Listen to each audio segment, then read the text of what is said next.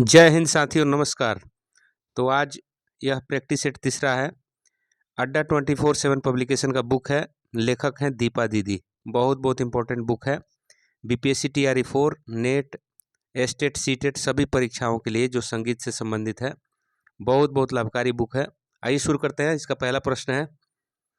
पहला प्रश्न लिख रहा है, पंडित VD पलुस्कर मतलब पंडित विष्णु दिगंबर पलुस्कर किनके शिष्य थे? तो आंसर क्या होगा बताइए।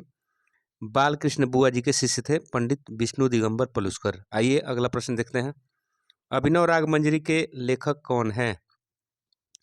तो अभिनव राग मंजरी के लेखक बताइए। तो पंडित विष्णु नारायण भातखंडे जी। ठीक है जी। अगला प्रश्न देख लीजिए। अमीर खुसरो किस शासक के अधीन थे? तो ऑप्शन देख लीजिए। इसका सही आंसर हो जाएगा अलाउद्दीन खिलजी। ठीक है जी। अमीर खुसरो अलाउद्दीन खिलजी के दरबार में रहते थे। ठीक है जी। अगला प्रश्न देख लीजिए। झप ताल में कितनी मात्राएं होती हैं? तो 4 का बता दीजिए। झप ताल में 10 मात्राएं होती। ठीक है जी। अगला प्रश्न देख लीजिए।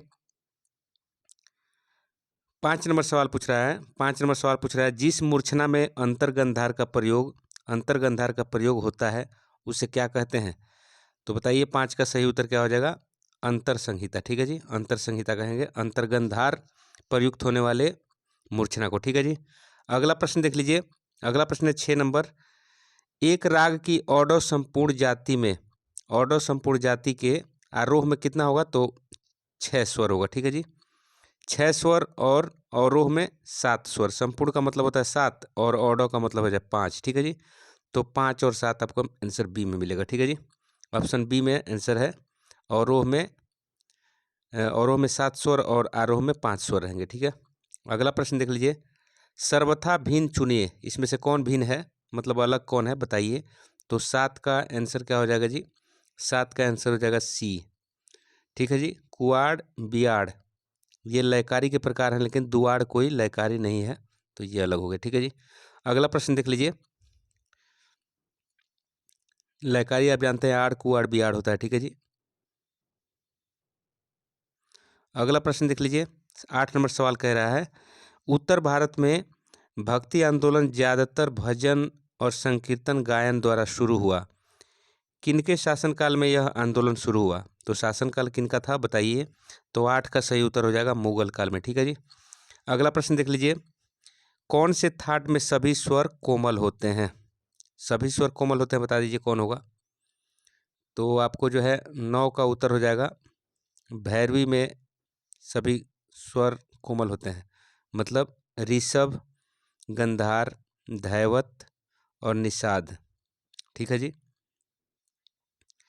कभी कभी जो है मत तीवर का भी प्रयोग किया जाता है भैरवी आश्रित रागों में। ठीक है जी। अगला प्रश्न देख लीजिए। अगला प्रश्न है 10 नंबर सवाल है। ताल झुमरा में मात्राएं कितनी होती हैं और खंड कितनी होती हैं और किस मात्रा पर खाली होता है? ठीक है जी। आपको ये बताना है। तो ताल झुमरा में आपको जो है इसका सही उत्तर हो जाएगा 10 का बी, अर्थात इसमें 14 मात्राएं होती हैं और आपको जो है इसमें 4 विभाग होते हैं और आपको खाली जो होता है 8वीं मात्रा पर। ठीक है जी। तो आंसर बी हो जाएगा। ठीक है। अगला प्रश्न देख लीजिए। अगला प्रश्न 11 नंबर सवाल कर रहा है, वह लय पहचानिए जिसमें निम्न ताल लिखी गई हैं। तो लय पहचानना है आपको। तीन तीना धिन्ना धिन्ना। ठीक है जी। तीन तीना धिन्ना धिन्ना तो बता दीजिए। 11 का आपको तो जाना पहचाना ये लग रहा है ताल, तो इसका जो है आपको बी हो गया दुगुन लय। ठीक है जी। देखिए 3 को 2 बार लिख दिया गया, तो दो बार जब मात्राएं दोहराई जाती है उसको दुगुन लय कहते हैं। ठीक है जी। ताल गज झंपा में ताली किस मात्रा पर होती है? ताली जो होता है किस किस मात्राएं पे होती है ताल गज झंपा में? तो बताइए 12 का क्या हो जाएगा? 12 का ए हो जाएगा। 1 पर, 5 पर और 12 पर। ठीक है जी। तो 3 ताली होती है गज झंपा ताल में। ठीक है। अगला प्रश्न देख लीजिए। पलुस्कर स्वर लिपि पद्धति में ताल में सम किसके द्वारा दर्शाया जाता है? तो आप 13 का सही उत्तर हो जाएगा सी, मात्रा संख्या के द्वारा। ठीक है जी। अगला प्रश्न देख लीजिए। भातखंडे स्वर लिपि पद्धति में सम जो है किसके द्वारा दर्शाया जाता है? भातखंडे स्वरलिपि पद्धति में। तो 14 का सही उत्तर बताइए आप क्या होगा? बी, क्रॉस के द्वारा। ठीक है जी। अगला प्रश्न देख लीजिए। एक सप्तक में स्वरों की कुल संख्या कितनी होती है? तो सप्तक में 7 स्वर होते हैं। सप्तक में 7 स्वर होते हैं, लेकिन इसका जो है आपको सप्तक में 7 स्वर होते हैं, लेकिन उस सप्तक में टोटल 12 स्वर होते हैं। ठीक है जी। 5 विकृत होते हैं और 7 शुद्ध होते हैं। ठीक है जी। तो इसका सही उत्तर हो जाएगा बी। ये 7 शुद्ध होते हैं और 5 विकृत होते हैं, तो आंसर इसका बी हो जाएगा। ठीक है। निम्न में से कौन सा ध्रुपद का एक भाग नहीं है? तो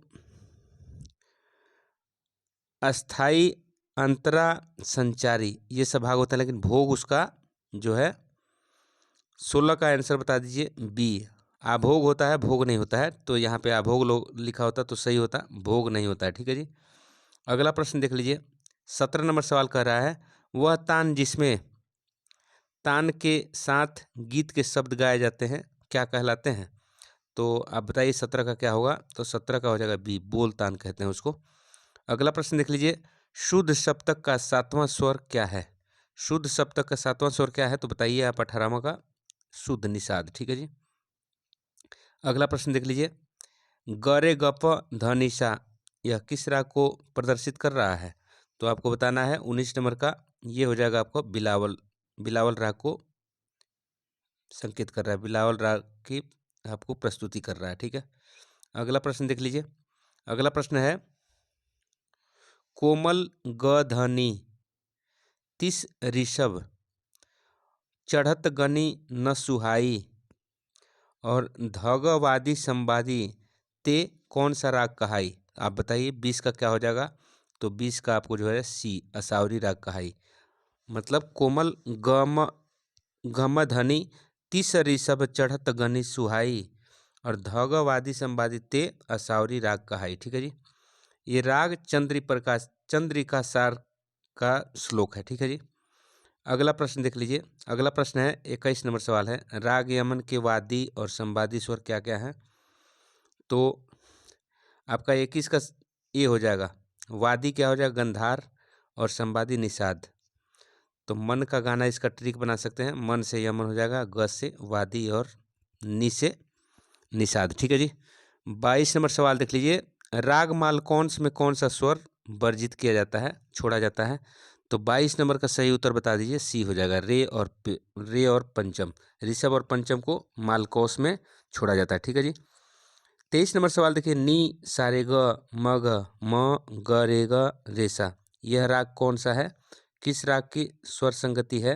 तो 23 का सही उत्तर हो जाएगा आपको पूर्वी राग का है। ठीक है जी। अगला प्रश्न देख लीजिए।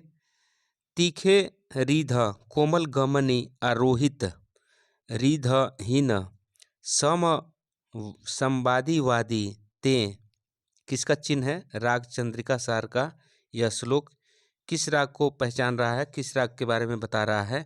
तो 24 का आंसर हो जाएगा सी, भीमपलासी के बारे में कहा जा रहा है। ठीक है जी। अगला प्रश्न देख लीजिए। अगला प्रश्न है, ठुमरी गायिका गिरिजा देवी किस घराने से संबंधित थी? किस घराने से संबंधित है? तो बताइए आप 25 का आंसर क्या हो जाएगा? तो 25 का आंसर हो जाएगा बनारस घराने से थी। ठीक है जी। एक रचना जो विशिष्टतः स्वरों से बनी हो, एक विशेष राग और ताल में बंधी हो, वह क्या कहलाती है? तो आप बता दीजिए इसका 26 का क्या हो जाएगा उत्तर? तो 26 का हो जाएगा सरगम गीत कहते हैं उसको। अगला प्रश्न देख लीजिए। जिस स्वरों का उच्चारण अपने सामान्य स्थान से ऊंचा होता है उसे क्या कहते हैं? तो उसको उदात कहते हैं। ठीक है जी। उदात और अनुदात नीचे वाला को कहते हैं और आपको स्वरित मध्यम को कहा जाता है। ठीक है जी। तो इसका सही उत्तर हो जाएगा बी। 27 का क्या हो जाएगा जी? 27 कह रहा जिन स्वरों का उच्चारण अपने सामान्य स्थान से ऊंचा होता है तो उदात कहते हैं उसको। आंसर बी हो जाएगा। ठीक है जी। ये वाला इसका मतलब नीचा होता है। ठीक है जी। अगला प्रश्न देख लीजिए। तानपुरे में मुख्यतः कितने तार होते हैं? तो तानपुरे में आप जानते हैं 4 तार होते हैं। देखिए, दाएं और बाएं तबले के बीच में पाए जाने वाले काले रंग के पदार्थ को क्या कहते हैं? तो काले रंग के पदार्थ को बताइए क्या कहते हैं? तो स्याही कहते हैं, स्याही कहा जाता है। ठीक है जी। अगला प्रश्न देख लीजिए। कर्नाटक में षट श्रुति धैवत हिंदुस्तानी में किस नाम से जाना जाता है? तो 30 का हो जाएगा आपका सी, कोमल निषाद। ठीक है जी, कोमल निषाद। इसका सही उत्तर क्या हो जाएगा? कोमल निषाद। अगला प्रश्न देख लीजिए। अगला प्रश्न है इसमें 31 नंबर सवाल,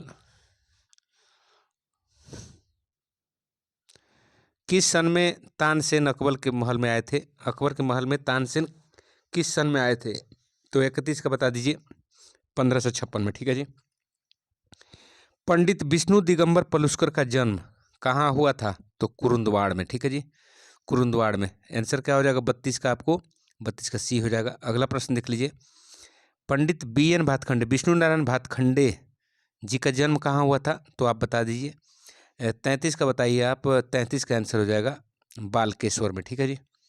अगला प्रश्न देख लीजिए। शुद्धा और विक्रेता भेद हैं, किसके भेद हैं? तो 34 का सही उत्तर हो जाएगा जाति के। ठीक है जी। अगला प्रश्न देख लीजिए। उत्तर राग को पहचानने में कौन सा स्वर आवश्यक है? तो उत्तर राग को पहचानने के लिए आपको कौन सा स्वर का सहायता लेना होता है? तो आंसर हो जाएगा वादी स्वर को। ठीक है जी।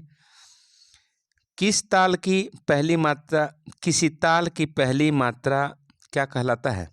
तो सम। ठीक है जी, सम हो जाएगा। 36 का बी हो जाएगा। ठीक है जी, सम। अगला प्रश्न देख लीजिए। अगला प्रश्न देखिए। ताल, 3 ताल में मात्राओं ताली और खाली में कुल संख्याएं बताइए। तो मात्रा कितना होता है? तो 16 मात्रा होता है। और 3 ताल इसका नाम है, तो 3 ताली भी होता है और एक खाली होता है 9वीं मात्रा पर। ठीक है जी। तो आंसर हो जाएगा आपका ये 3 ताली, मतलब 3 ताल में 3 ताली होता है। ठीक है। आपको 37 का आंसर आपने बता दिया ए, और 38 का सवाल का उत्तर बताइए। दादरा ताल के आड़ लयकारी में दूसरे आवर्तन में लयकारी पूर्ण करने के लिए किस मात्रा पर ताल का तीसरा चक्र शुरू होगा? ठीक है जी। तो 38 का आंसर बता दीजिए। 38 का आंसर हो जाएगा चौथे मात्रा पर। ठीक है जी। अगला प्रश्न देख लीजिए। संगीत में किस नाद का प्रयोग होता है? संगीत में किस नाद का प्रयोग होता है? 2 तरह का नाद आप जानते हैं, आहत, अनाहत। तो 39 का सही उत्तर बताइए। तो आपका आहत नाद का। ठीक है जी। आहत नाद का जो सुरीला होता है, कान को भाता है, आनंदित करता है, इसलिए उसी का प्रयोग होता है आहत नाद का। ठीक है जी। सदा रंग अदा रंग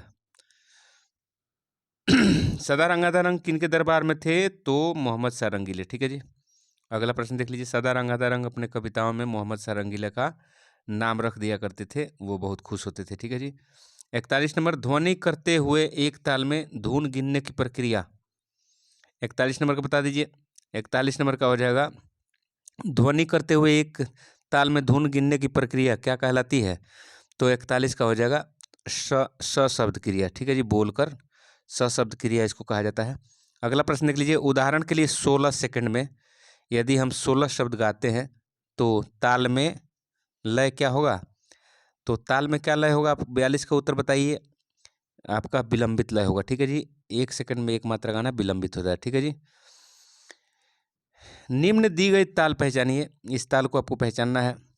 धाधा दिनता किटधा दिनता तिटकत गदिगन। तो बता दीजिए आप क्या होगा? 43 का आंसर हो जाएगा सी, चौताल है। ठीक है जी, चौताल के बोल हैं। अगला प्रश्न देख लीजिए। 44 नंबर, तीगुन और आड़ लय के बीच क्या संबंध है? तीगुन तीगुन और आड़ लय के बीच बता दीजिए क्या संबंध है? तो 44 का सही उत्तर हो जाएगा तीगुन बराबर होता है 3/2 गुणे आड़ लयकारी। ठीक है जी। अर्थात 3 गुणे आड़ लयकारी हो जाएगा और 2 तीगुन। ठीक है जी। इसमें 2 तीगुन भी लिख सकते हैं ऐसे, तीगुन बराबर 3 आड़ लयकारी। ठीक है जी, ऐसे भी संबंध इसका हो जाएगा। या आप तीगुन बराबर 3/2 आड़ लयकारी। अगला प्रश्न देख लीजिए। मतलब तिगुन जो होता है आड़ लयकारी के 3/2 गुना होता है। ठीक है जी। अगला प्रश्न देखिए। अगला प्रश्न इसमें देखिए। अगला प्रश्न है 45 नंबर, ताल झुमरा में कितनी मात्राएं होती हैं? तो ताल झुमरा में आप मात्राएं बताइए। 45 का सही उत्तर बता दीजिए। आंसर हो जाएगा सी, 14 मात्राएं होती हैं। ठीक है जी। अगला प्रश्न देख लीजिए। एक स्वर में मंद्र, मध्य और तार क्या कहलाते हैं? एक स्वर के मद्र, मध्य और तार क्या कहलाते हैं? आप बताइए। 46 का सही उत्तर बता दीजिए। नाद का स्थान कहलाता है। ठीक है। नाद का स्थान 3 तरह का होता है, मद्र स्थान और मध्य स्थान और तार स्थान। ठीक है जी। तो अब अगला प्रश्न देख लीजिए 47 नंबर। वह स्वर जिन्हें गाने से राग नष्ट हो जाते हैं क्या कहलाते हैं? विवादी। तो 47 का क्या हो जाएगा? विवादी स्वर कहलाते हैं, जिसको रखा नहीं जाता है। देखिए, निम्न तान का प्रकार पहचानिए, किस प्रकार का तान है? अगला प्रश्न देख लीजिए, इस तान का प्रकार पहचानिए। तो इसको 48 का सही उत्तर क्या हो जाएगा? कुटतान है। ठीक है जी, कुटतान है। अगला प्रश्न देख लीजिए, संगीत दर्पण में शिव मत के अनुसार, शिव मत के अनुसार आपको 6 राग 36 रागनियाँ क्या होगा बताइए? 49 का बी हो जाएगा। 6 राग और 36 रागनियाँ होती है। ठीक है जी। और हनुमत में 6 राग 30 रागनियाँ। ठीक है जी। अगला प्रश्न देख लीजिए, वह स्वर जो उसकी मूल स्थिति से ऊपर जाने पर विकृत हो जाता है।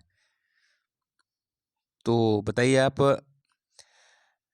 मूल स्थान से ऊपर जाइएगा तो क्या विकृत हो जाता है? आप बताइए कौन सा स्वर? तो 50 का मध्यम। ठीक है जी। मध्यम को पहले शुद्ध मध्यम होता है और उसके बाद तीव्र मध्यम, जबकि और अगला प्रश्न देख लीजिए 51 नंबर सवाल, राग यमन का थाट क्या है? यमन का थाट आपको कल्याण थाट। 51 का क्या हो जाएगा? बी। 51 का क्या हो जाएगा जी? 51 का आंसर हो गया बी, कल्याण थाट। अगला प्रश्न देख लीजिए, राग काफी के वादी और संवादी क्या क्या हैं? तो राग काफी के बताइए। तो 52 का सही उत्तर बता दीजिए आपको। काफी, राग काफी का वादी स्वर पंचम और संवादी स्वर षडज होता है। ठीक है जी। 53 का देखिए, ग म प नी सा ग ग रे सा नी ध प म प ग म ग। राग को पहचानिए, किस राग का स्वर संगति है? आपको बताना है 53 नंबर। तो ये हो जाएगा आंसर सी, राग बिहाग का स्वर संगति है। तीखे ग नी, कोमल री ग ध वादी धैवत साज, संवादी गंधार, तो खाली स्थान में राग बिराज। राग चंद्रिका सार का दोहा है, बताइए इसमें खाली स्थान में क्या होगा? तो 54 का आपको हो जाएगा सी, मतलब तीखे गनी कोमल री गध वादी धैवत साज संवादी गंधार है तोड़ी राग बिराज। ठीक है जी, यहाँ पे तोड़ी हो जाएगा। अगला प्रश्न देख लीजिए, 55 नंबर सवाल है, राग का मुख्य चलन। राग का मुख्य चलन बताइए। 55 का हो जाएगा आपको ए, मध्र और मध्यम सप्तक में किया जाता है। ठीक है। वह ख्याल जो धीमी गति से गाया जाता है वो क्या कहलाता है? विलंबित ख्याल या बड़ा ख्याल। ठीक है जी। 56 का क्या हो जाएगा? बड़ा ख्याल या विलंबित ख्याल। ठीक है। धमार गायन सामान्यतः, आप बताइए 57 का क्या हो जाएगा? धमार गायन सामान्यतः होली का वर्णन करता है। होली के शब्द इसमें गाए जाते हैं, होली के गीत गाए जाते हैं धमार में, धमार ताल में। ज्यादातर ठुमरी निम्न रागों में किस एक में नहीं गाई जाती है? तो बताइए 68 का 58 का बताइए, ठुमरी किस राग में नहीं गाते हैं? तो आंसर 58 का क्या हो जाएगा जी? ललित में। राग ललित में ठुमरी नहीं गाया जाता है। तानपुरा की लंबी लकड़ी वाला भाग जो तुम्बा से जुड़ा होता है वह क्या कहलाता है? तो आपका आंसर क्या हो जाएगा जी? 59 का क्या हो जाएगा? 59 का डांट कहलाता है, सी हो जाएगा आंसर। ठीक है जी। 60 देखिए, किसी बाह्य स्रोत या प्रभावों से ध्वनि का स्वयं कंपित होना क्या कहलाता है? क्या कहलाता है जी? तो आपका 60 का सही उत्तर हो जाएगा सी, 60 का सही उत्तर अनुनाद कहलाता है। ठीक है जी। अगला प्रश्न देख लीजिए, हिंदुस्तानी में शुद्ध मध्यम कर्नाटक में क्या कहलाता है? तो 61 का सही उत्तर हो जाएगा सी, मतलब प्रति मध्यम कहलाता है। ठीक है। अगला प्रश्न देख लीजिए, निम्न में से कौन सा तानसेन का संतान नहीं है? तो तानसेन का संतान कौन नहीं है? 62 का बता दीजिए ई, उपरोक्त में से कोई नहीं। ठीक है जी, उपरोक्त में से कोई नहीं, आंसर हो जाएगा। स्वामी हरिदास की कितनी आयु में मृत्यु हुई? तो 63 का सही उत्तर हो जाएगा सी, 96 साल की उम्र में इनकी मृत्यु हुई। ठीक है जी। अगला प्रश्न देख लीजिए, पंडित विष्णु दिगंबर पलुस्कर का देहांत कब हुआ? तो आप बता दीजिए। 64 का सही उत्तर ये हो जाएगा 21 अगस्त 1931 में। ठीक है जी, 21 अगस्त 1931 में इनका देहांत हुआ। अगला प्रश्न देख लीजिए, पंडित ओमकारनाथ ठाकुर किनके पुत्र थे? तो 65 का सही उत्तर बता दीजिए, आंसर हो जाएगा सी, श्री गौरी शंकर ठाकुर के पुत्र थे पंडित ओमकारनाथ ठाकुर। ठीक है जी। अगला प्रश्न देख लीजिए, बृहदेशी किनके द्वारा लिखा गया है? बृहदेशी ग्रंथ 66 में बता दीजिए उत्तर क्या हो जाएगा सी, मतंग मुनि के द्वारा बृहदेशी ग्रंथ को लिखा गया है। अगला प्रश्न देख लीजिए, यहाँ पे अगला प्रश्न है 67 नंबर। देखिए हारमोनियम देन है, हारमोनियम किसका देन है? तो आंसर क्या हो जाएगा जी बताइए, 67 का क्या होगा? 67 का सी हो जाएगा, अलेक्जेंडर डेबैन की। ठीक है जी, तो हारमोनियम का आविष्कार किसने किया है? अलेक्जेंडर डेबैन की। ठीक है, देखिए निम्न ताल की लय पहचानिए, इसका लय आपको पहचाना है, तिति न धीन धी ना तिति, ये जो आपको इसका लय पहचानना है। तो 3-3 मात्रा इसमें दिया है ना, तो 68 का देखिए 68 का क्या हो जाएगा? तिगुन हो जाएगा, 3-3 मात्रा में तिगुन, 2-2 मात्रा में दोगुन। ठीक है जी। 69 नंबर सवाल है, यदि एक राग में आरोह अवरोह दोनों में 7 स्वर हैं परंतु स्वर नियमित क्रम में नहीं है तो राग की जाति क्या होगी? तो वक्र संपूर्ण हो जाएगी, वक्र संपूर्ण हो जाएगी, बी हो जाएगा। 69 का क्या हो जाएगा जी? बी। ठीक है। 70 देखिए, निम्न में से कौन अकबर के जमाने का संगीतकार नहीं था? तो अब आपको इसका बताना है। 70 का बताइए, अकबर के ज़माने के संगीतकार कौन नहीं है? तो 70 का आंसर क्या हो जाएगा जी? ए, अमीर खुसरो अलाउद्दीन खिलजी के दरबार में थे, जबकि रामदास तानसेन ये सभी अकबर के दरबार में थे। रामचरितमानस किनके द्वारा लिखा गया है? तो 71 का सही उत्तर हो जाएगा क्या? तुलसीदास के द्वारा, अवधी भाषा में। ठीक है जी। सर्वथा भिन्न चुनिए, इसमें से कौन भिन्न है, कौन अलग है? ठीक है जी। 72 का सही उत्तर हो जाएगा आपको ए, कूटालाप। राग आलाप, रूपक आलाप ये सभी आलाप के प्रकार हैं, लेकिन कूटा आलाप राग आलाप के प्रकार नहीं, तो ये अलग हो गया। ठीक है जी। अगला प्रश्न देख लीजिए, 73 नंबर सवाल, यदि एक गाना एक ताल में बजाते हुए शम के बाद शुरू किया जाता है तो इसे क्या कहेंगे? इसे क्या कहेंगे? 73 का बता दीजिए। 73 का हो जाएगा सी, अतीत कहेंगे। ठीक है जी, अतीत गृह कहा जाता है इसको। अगला सवाल देखिए, अगला सवाल आपका मिलेगा यहाँ पे 74 नंबर। 74 नंबर कह रहा है, यदि एक ताल को उसकी मूल गति से 1.5 गुना तीव्र गति से बजाया जाता है तो इसको क्या, कौन सा लयकारी कहेंगे? तो 74 का आप बता दीजिए। 74 का हो जाएगा सी, आड़ लयकारी बोलेंगे। ठीक है जी।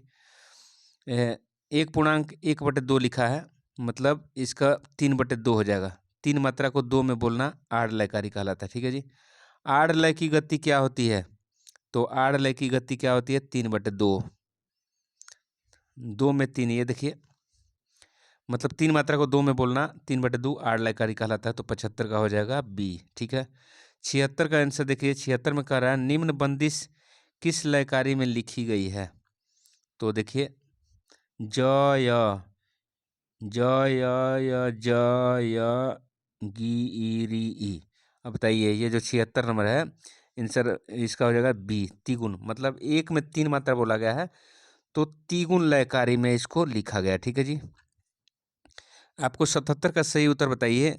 77 सवाल है, किसी लय में वह बिंदु जिससे गायन वादन या ताल का ठेका शुरू होता है तो क्या कहलाता है? तो 77 का सही उत्तर हो जाएगा आपको सम, सम। ठीक है जी। यदि एक राग में आरोह में 6 स्वर, अवरोह में 7 स्वर है तो उसकी जाति क्या होगी? तो साडव संपूर्ण हो जाएगी। क्या हो जाएगी? साडव संपूर्ण आंसर हो जाएगा इसका, आंसर बी हो जाएगा। ठीक है जी। आडव संपूर्ण में आरोह में 5 और अवरोह में 7 होते हैं। संपूर्ण आडव में 7 आरोह और अवरोह के 5 स्वर होते हैं। देखिए 79 नंबर, निम्न में से कौन सा निबद्ध गान का एक प्रकार नहीं है? तो 79 का आंसर हो जाएगा ई, निबद्ध गान में उपरोक्त में से कोई नहीं। ठीक है जी। अगला प्रश्न देख लीजिए, स्वर पद ताल और मार्ग से बना गीत क्या कहलाता है? क्या कहलाता है? 80 का उत्तर बता दीजिए। बी, अक्षिप्तिका। ठीक है जी। तो आज की वीडियो में इतना ही, अगले वीडियो में फिर मिलते हैं, तब तक के लिए जय हिंद, जय भारत, जय मां सरस्वती। चैनल को लाइक, सब्सक्राइब और मित्रों में शेयर करिए। Thank you.